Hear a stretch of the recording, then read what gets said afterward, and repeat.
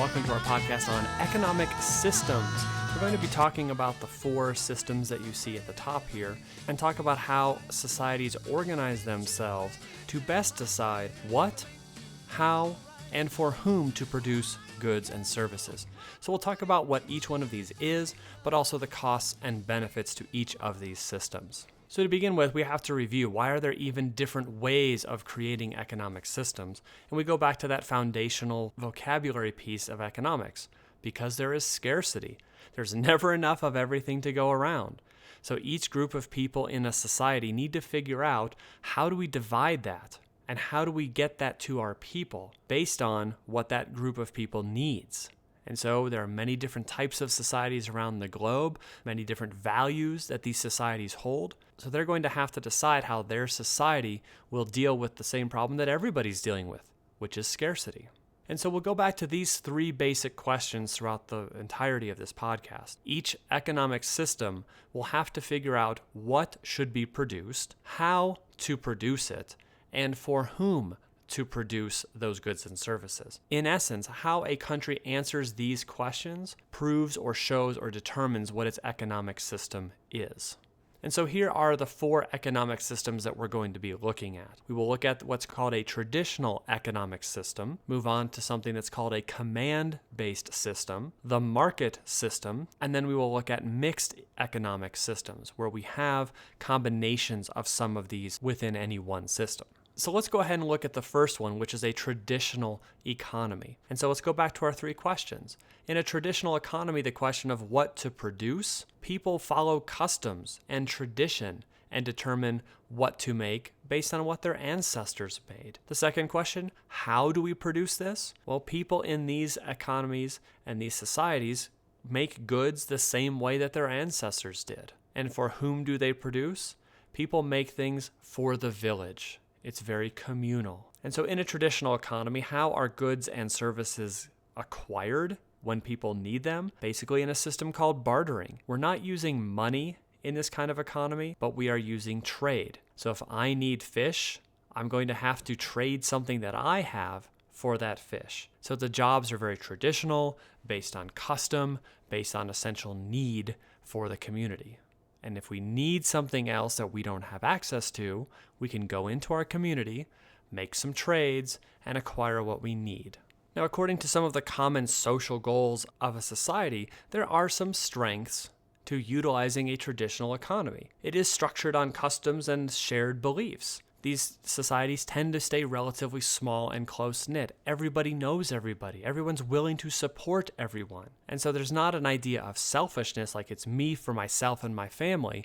We're all working together. Additionally, people have assigned roles. These aren't going to change. There's no question about what am I going to do when I grow up?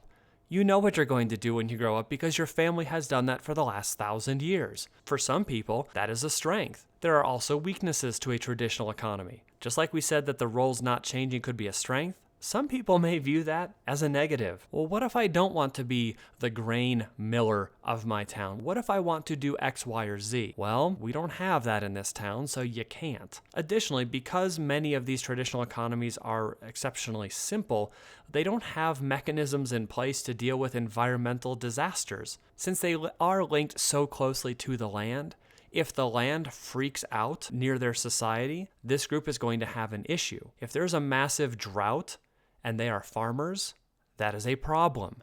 They probably have not innovated to the point where they have fertilizers or advanced ways of irrigation, so they're going to have to move. Additionally, traditional economies are slow to adapt new technology. Why would they need to innovate, make new stuff?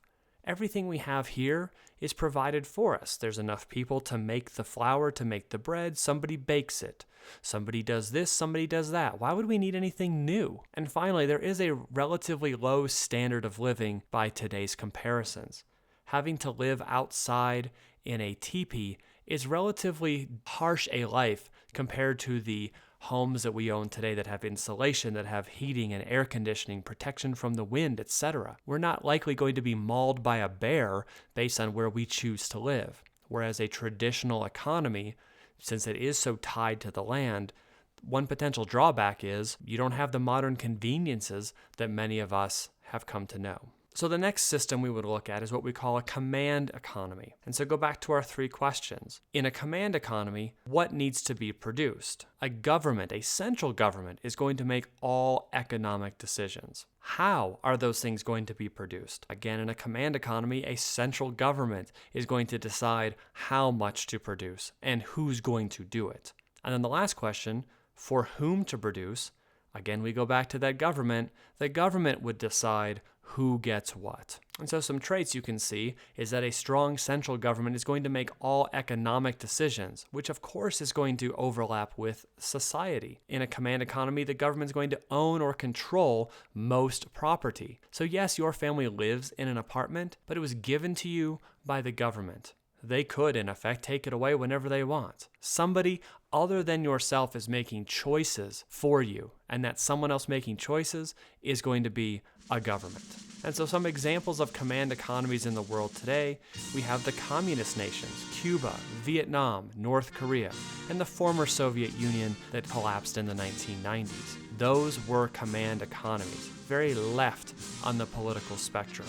And so like anything, we want to look at costs and benefits. And so in a command economy, there are some strengths. Very much like a traditional economy, everyone knows his or her role. And in this case, you're not given that role because tradition says you are. You're given a certain role because the government says you are. Hey, we all of a sudden need to make more cars. You are becoming of age and you're looking for a job. You are going to be car maker. Not necessarily because your parents did it, that would be a traditional economy, but because the government says we have a need, the government controls the choices, and the government makes the choice for you. Additionally, a command economy has the ability to change direction quickly. For example, in communist-run China, they wanted to put in a high-speed rail line connecting many parts of China. That decision was made quickly, and construction began almost immediately. People were rerouted to become train line makers. People were rerouted to become train builders themselves. The central government just said, we need this to meet the goals that we think are important, and we are assigning all these people to this. The weaknesses to a command economy are pretty stark. If everyone is just told what to do, and the central government is making all decisions, there is no real encouragement for new or innovative ideas. Why would I want to come up with something new? How could I come up with something new? I've been assigned the job of farmer. Why would I even think of creating an iPhone? I don't need that. My life is pretty simple. In addition, they have a pretty low standard of living, because if you get 10 people in the central government making all decisions for everyone, the easiest decisions to make are to keep things relatively simple, relatively basic, but relatively quick to all people. These types of economies certainly do not meet the wants and needs of people as we know them. It is certainly very fast for a central government to say we need X amount of rolls of toilet paper, and we need it to be of this type and this quality. They can crank out that decree and make that happen pretty quickly. But what if people want toilet paper that's a little bit more soft and comfortable? The central government doesn't care. The central government doesn't value that part of society. So they're not going to seek to meet that want of the people. They're going to do what's quick and efficient. And additionally, there's a great chance that they're going to make a mistake. What if they say we need X amount of rolls of toilet paper for the Soviet Union for the year 1980? But then all of a sudden, for whatever reason, the demand increases that year and people need a lot more toilet paper than the central government planned on. That is a problem that could potentially lead to a low standard of living. People fighting over toilet paper does not make for a happy society. In addition, there's no real incentive for people to work hard. If you are given a job and given a home and you are paid enough to buy the food that the government says you can buy, why would I want to really do a great job at whatever my job is? If I'm a bricklayer, that's what I'm doing forever. They're going to tell me if I'm ever going to get a raise, and it doesn't matter whether I'm good or not. So why would I bother working hard at it? So there's no incentive to be the best bricklayer. So the third type of system we would look at is the market-based or the free market-based economy. Let's go back to our 3 questions. What to produce? In this case, it's not a government, but businesses that decide what to make based on the supply and demand curves that are out there in the market and their desire to make money for their company. Number 2, how do we make all this stuff? Again, it's businesses decide how much to produce and where to get their supplies from. They're making choices on just the free exchange of goods and services and money in an economy. And the third question, for whom to produce it? Why are they making this? They're making it because people will buy this product. They're making it for consumers.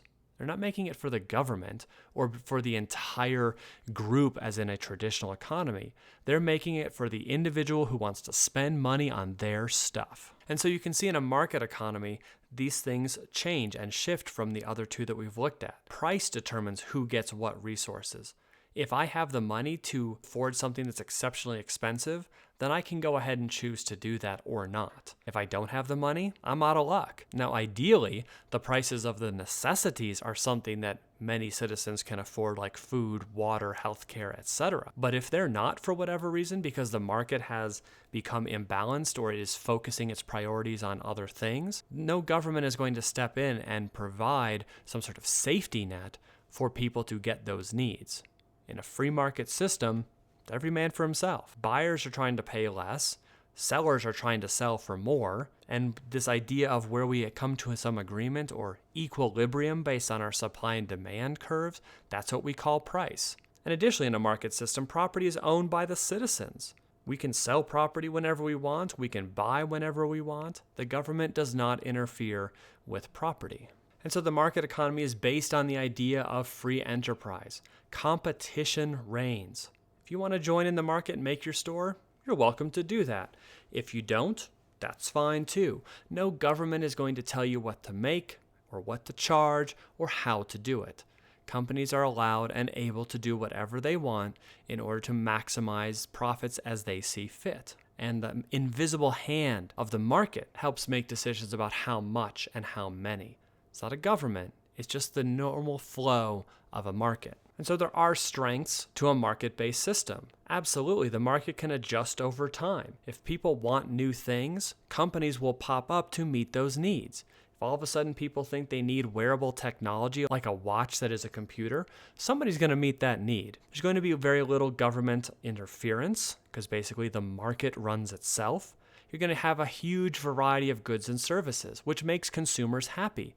If I want something that's blue rather than pink, I can probably find it. If I want this size of TV to fit in this little nook, I can probably find it. I don't have to take just what the government has created or what the government has chosen for me. I can find that because there are suppliers out there meeting my needs. And we see a great freedom of workers and producers. That's just what the market is. Everyone has free will in terms of choosing to spend or not spend their money and where they do that. If there are strengths to the market economy, there definitely are going to be weaknesses. And one is that there are going to be winners and losers. If competition drives a market economy, that means that somebody has to lose. And so individuals have to be competitive to win. But if for some reason they can't be competitive, there's going to be a problem. Perhaps they aren't smart enough. They don't make enough money. They have health issues. They have physical limitations. They have mental limitations. In a pure free market economy, if you can't compete on your own kind of survival of the fittest, you're kicked out the back. And then we have things like unemployment, poverty, income inequality. And so because there is no governmental interaction in a pure free market economy, you survive or you don't. You're completely left to your own devices. So the fourth system we would look at is the idea of a mixed economy. And so we don't have economic systems in the world today that are purely traditional or purely command or purely free market, because those are very theoretical in nature. They sound great, like their strengths are amazing and their weaknesses are minimized, and they sound great in theory.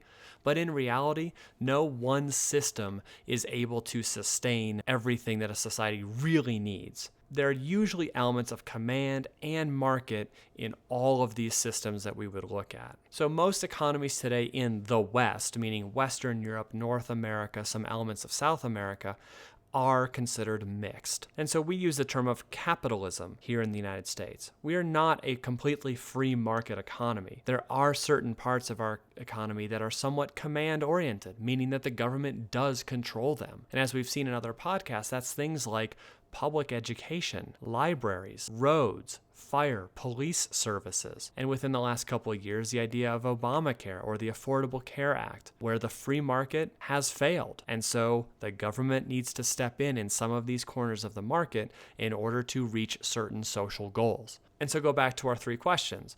Who decides what to produce? Businesses do, based on supply and demand. So very much like the free market end. How do we produce that? Well, businesses will decide. But here's the twist. Sometimes the government will get involved in terms of regulation and incentives. If a company wants to make something in a free market system, make away, do whatever you want. But in a mixed system, there is the potential that the government could step in and say, that's great that you're making that, but you need to stop polluting as much. Or yes, that's great that you're making this meat for people to eat, but you need to make sure it's healthy. And so we have some overlap between the free market and the command system. And then ultimately the last question is the same. For whom do we produce these things?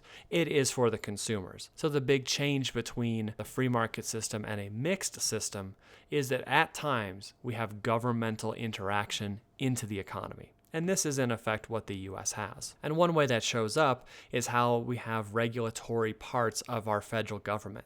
Many rules are created. Many agencies are put into place. There is governmental interaction in our economy here in the United States. It's not a completely pure free market, nor is it a completely command economy where that central government is making every decision for every citizen for them. So that's about it in terms of the economic systems that we wanted to introduce you to. Again, those types, traditional, command, market, and mixed, all have strengths and weaknesses and can do great things, but also cause drawbacks depending on what the societies value. So as always, thanks for listening. If you have any questions, please bring those into class. We'll get those all shored up. Otherwise, thanks so much, and we'll see you soon.